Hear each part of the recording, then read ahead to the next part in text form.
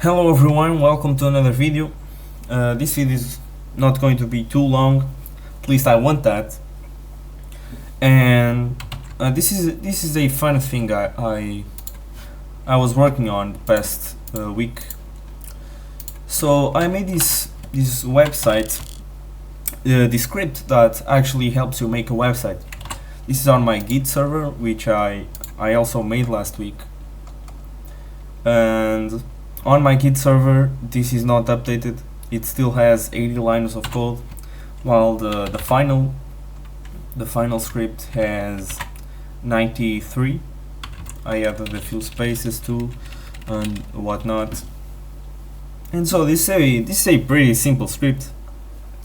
There's not really much I can really talk about how this works. There's 4 templates, 4 content directories.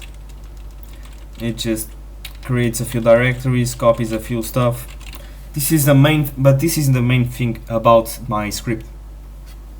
It uses the set command, which I spent a few hours actually working, looking it up, how to use it, and if it's actually the best option. I think it is, because it's a really great command. And so on every template file I have this content stuff. This, if I'm not mistaken, this is something on Golang. This is how HTML templates work on Golang. You can see this a lot on programs like Hugo, which I've used before, and that's why I made this, because I actually do not like using Hugo. And then basically this just picks up the template file, substitutes this with the content of this file, deletes the file, and then puts the new file on the output directory as an index.html. This is done for other content stuff, but inside their own directories as an index.html. And my website can also make an atom feed for a blog, calhaubase.pt. Where was I? Yeah, I'm just going to show you my blog, and this is the atom.xml file. Let's just go here.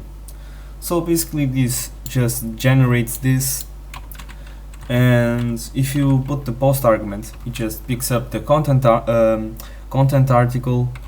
It just does the same thing with the set command, but for the blog.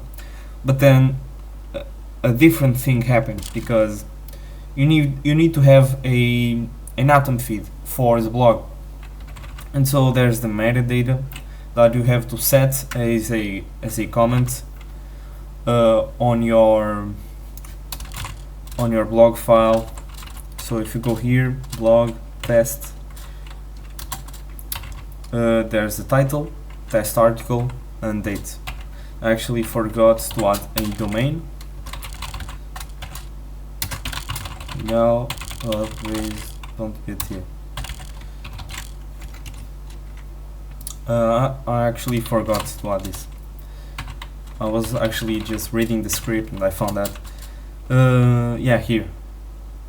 Yeah, I did it right. Anyways, and then it makes an entry, and I made the entry with all these echoes and a cat command and a set command, and yeah, and then this just converts the date to a more readable stuff, and then it echoes on a list.html file. This is actually done on a temporary directory. This is what I was going to talk about and I forgot. This makes a temporary directory and makes all of this and appends it to the temporary directory. And basically this creates a list of all the entries and all the posts that you make. And after that, it just picks up these temporary files and does the same thing with the set command. It substitutes the content with the list and the entry.xml. The list is this one, this page right here with all the posts, which in this case is just one, and this is the atom.xml. So what is done now? Okay, nothing. Oh yeah, and then it actually substitutes the date here, the updated date. Another thing, yeah, and then just removes the temporary directory. That's about it. That's the entire script. But I'm going to show you how it actually, works in practice. So just go here, templates. There are 4 templates. Realistically, you just need the page template. Unless you want a blog, then you need the blog template, the atom template, and the article template. And so the page template, it's pretty simple. It's just a normal HTML. There's the head stuff, a header, then some separators, this navigation bar thing, which is pretty simple for now. This is basically just a test website. I'm going to change this in the future. Then there's our content, and now the blog is the same thing, but different words are written on the website. The XML file is a bit different. I might put this one available on the Git server just because this is kind of, I don't want to say annoying, because this is pretty easy to do. You just go here, how to make atom feed example, and I think this is the one. Yeah, just go here, recommended, required, sample feed. That's it. You just copy this, you put your link here, you put your title here, you put the date stuff here, this one, and you put your name and your ID. You can, on your ID, you actually put your website. What more? Yeah, and then you just put content there. That's it. That's literally it. So pretty simple stuff. Can't really complain. Article, basically the same thing. You can obviously change this and make it different every time. That's kind of retarded, whatever. Content, so the content, you have a main index.html, which is this one right here. Then you have your pages. In this case, I only have contacts. Yeah, this is the XMPP, not the email. This is actually funny because on my Git server, I actually put a email that does not exist. I can't find it. Whatever, it's unrelated. What else? Blog, same thing. Put our stuff here. Don't forget these comments. There's a command to actually make the dates.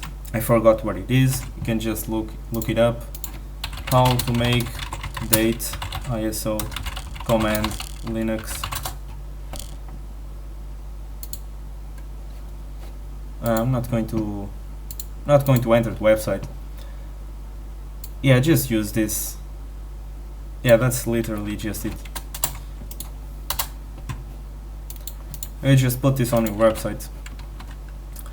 Well, that's about it. I'm not sure what else I can talk about my script. There's my CSS, whatever. So I guess the conclusion to this is I really do not like website generators, despite I've used them. I don't like Hugo. I don't know any other. I don't like. I don't. I can't even talk about this. I don't like WordPress. I don't like anything else. My main idea with this is to just make a website manually, but with a little help that actually makes this stuff work. So I'm just going to run this. This is pretty quick, and then I made a quick script to just publish this. Let's see. I changed something, but I'm not sure what. Nothing apparently. Oh yeah, I changed the. Never mind. Yeah, this is it. This is the website. This works. Subscribe, like, whatever.